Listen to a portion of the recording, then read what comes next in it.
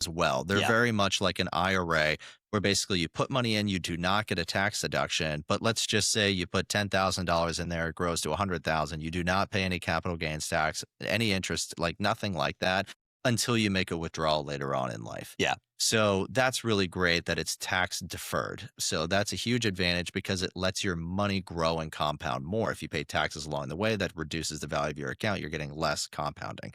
So that's fantastic. But I think the other thing I really like about these accounts is the fact that you're going to get more years of compounding growth. And from what we just saw in that exercise, that extra 24 years of compounding growth means that later on in life, you have way less expenses and savings that you have to worry about because you're just going to let your money take care of itself. Now, how many people will leave the account invested until they're 62? I don't know. Yeah. But if you can and just continuously make some contributions to it over time, the investments within them seem pretty attractive. They're very low cost index funds that have broad based exposure, which for most people are fantastic. Yeah. It's a great tool.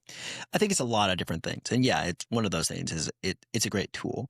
It's also a way to buy in to like our country, right? Hmm. It's essentially like, hey, this is, we are a consumer society. We are, for better or for worse, Yeah. like, the capitalism Yeah. globally. I mean, it's basically what America was built on. We've talked about Right. this before, was capitalism. Yeah. So you're buying into capitalism. I think that's part of this as well. Josh Brown was talking about this in one of their many, many podcasts. And I was listening to him kind of riff on how he thinks of this as very similar to how we beat back communism in the 50s. Trump accounts, or Yeah. just like, okay, got the it. Trump Yeah. accounts, basically, because we had these GI bills and the homeowner affordable, like we made it easier for people to get an education and get a house. And by doing that, we pushed back on a growing trend towards communism that was happening in the 50s. And you might remember there was Marxism, there was the stuff with the screenwriters getting blacklisted, etc. Like it was a big public to do, and a lot of young people. They actually talked about this a little bit in Oppenheimer. Sure. Right. Yeah. So a lot of the youth in the counterculture were trending a little bit more towards communism. Okay. Right. And that's funny because we just won a war. Correct. That was one of the main points. But it actually had started before the war. By giving people the American dream, by basically saying, here's what the American dream is, we can make this happen for you. It's really hard to be a communist if you own a piece of the dream. And that's kind of what Josh was painting. He was basically like, look, this is what I think happened. And I think that's why we're excited about doing this again. We're changing what the dream looks like. I don't know if that's like, that might be why this is happening. It might be a piece of why this is happening, but it's hard for me to see the downside to this. Like, I'm not seeing how this becomes a bad thing that we help people, because now you're starting to see the philanthropic, impact of this. You're starting to see Michael Dell and his wife come out and give, I think it was like $6 billion. It was a huge amount of money. Right? To fund, to match these contributions from the federal government. Ray Dalio is doing it. You're starting to see some corporations do it. I think BNY is doing Charities can donate to this. Yeah. Schwab is doing it. Like charities, profits, companies, like there's all these different avenues that can be just like more than an individual approach. It's basically the way that, you're framing it. And I agree with this too. That's really great, is it's almost like you can directly help kids. Yeah. And kind of everyone at that point. Now, does that mean that with all of these donations and all these companies contributing whatever it might be, that the $1,000 seed money is going to continue after 2028? I don't know. Yeah. But it would be great if that was kind of the standard. If you got people investing in the market or the American dream, whatever you want to call it, from a very young age. And then not only that, but instilled the values in the parents to then teach the benefits of the compounding growth and just how much of a difference it can make, just even with the small contribution of less than $100 a month to these accounts, is a game changer for your kids. I remember my first understanding of it wasn't compound growth, but it was kind of like the time value of money. And it was the idea that something could be worth this and then 10 years later worth this. and it was just savings bonds. I received for my birthday like $100 a year from my grandfather. And if I cashed it in, it was worth $66. But if I waited until college, it'd be worth 100. And some Yeah. of them got to be 107, 108, and some of them I cashed in early in their 90s. But it was a way to, it was deferred growth, Yep. right? It was deferred Gratification. gratification. Thank you. Yep. And it was like a lesson being taught by an older generation. Like it was being handed down 2 generations. And, my parents were obviously aware of it and appreciated it. So, but it was like, Yep.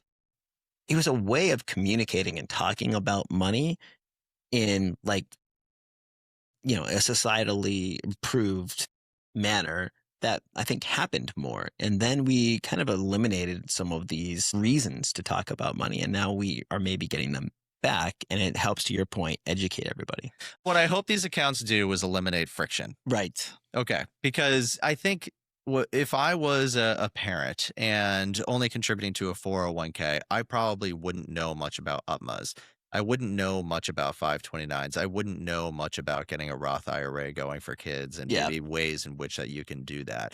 What this does is it makes saving for the child very accessible, which is great. And in fact, you're incentivized to get it going with that $1,000 of seed capital, which to me, I think is amazing because like we talked about, the sooner that you can get going with this, the more money you're going to have long term. Yeah. Yeah. We should also point out that it's not available yet. Like you can't just Mhm. listen to this episode and say, well, my child was born in 2025, so I'm going to go get that account. Yep. We have to wait, I think it's June or July Yes. until so this is still theoretical. Yeah. Things could change, but I'm pretty sure it will happen. Yeah. It's been approved. Yeah. So Yeah. And then we're waiting for the helicopter money from the government to get into the accounts. And I think what I'm saying right now to clients is, yes, this is a good thing. We're not going to rush out and like plan on it. We're going to wait for it to happen, just like we waited for the baby to come. And then we'll figure it out. Yeah, for sure. But I mean, all in all, the fact that these accounts are now available, hopefully every young parent or anyone with a child under the age of 18 is aware of it. They recognize the benefits of it and they recognize the benefits or can at least do some research into the benefits of the compounding growth by getting them going sooner. And I think getting the children involved at a younger age to understand the way the market and compounding growth and savings works is just hopefully a big game changer for everybody. Is it enough? I don't know if it's, okay. So this is a deeper question. I think if you were to instill the habits of consistent savings into the account in the market for long-term growth, I think a $4.4 million ending of account balance seems like enough, but we have to factor in inflation and everything like that. But I think with this, it's a good piece of the puzzle, but there has to be education involved in it as well. Yeah, I think it's setting up the opportunity. I wonder about, though, waiting for Generation Beta to turn 18 for us to see like the benefit from this. It's 2 decades from now that you're going to see that wealth inequality hopefully have contracted a little bit. There's a lot that's going to happen between now and then. 100%. Yeah. And I think it's a good first step. This is kind of a tangent, but I'm going to go down it anyway. I love how you preference your tangents. Yes. I think about my grandparents. Everybody get ready. And how many inappropriate jokes and things that they would say, that you couldn't repeat to a Generation Beta in this day and age or post on social media and it would be deemed appropriate. And the thing is while that was acceptable in that generation, it is now unacceptable in younger generations, which for good reason, I'm supportive of that. But it does take time for those things to phase out in the same way that it takes time for new habits to come in and take hold. And hopefully this is the start of a good new habit. You're right. I mean, I think we don't have to wait 2 decades for these accounts to like be accessible to kids for the impact of spreading financial education and awareness. Totally. That's very true. I don't think it helps some of like the near term problems that need to be addressed. Like, home ownership right now, you were talking about like the different savings rates for the different ages. Now it's like your first time home buyers are in your late 30s or early 40s. This isn't solving for them. This isn't even necessarily solving for their, like, I guess that's kind of the right age range where maybe they're starting to have kids or like maybe their kids are young.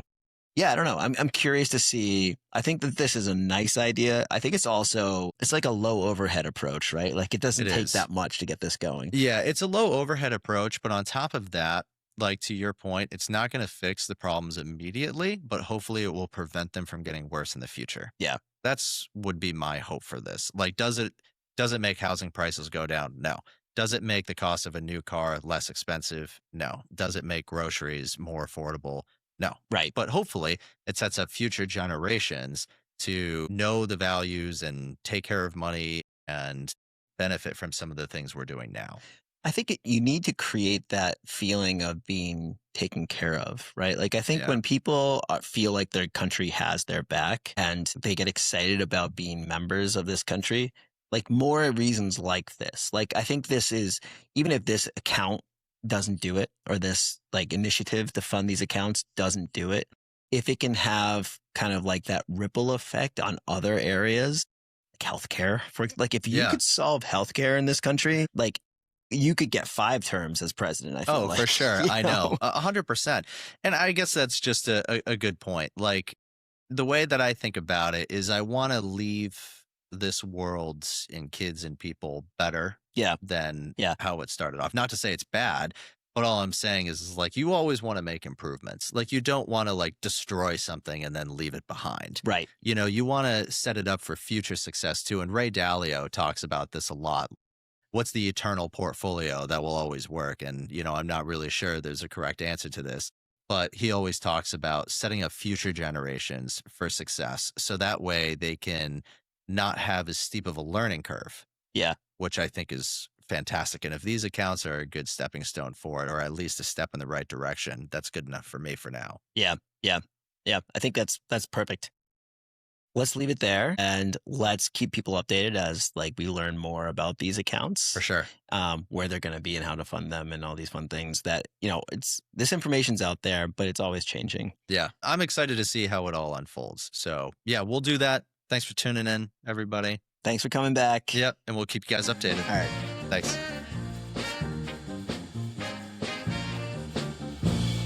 Compound Growth with Wheeler and Colin. Sponsored by Ko-Fi Advisors. Reach out today. Yay!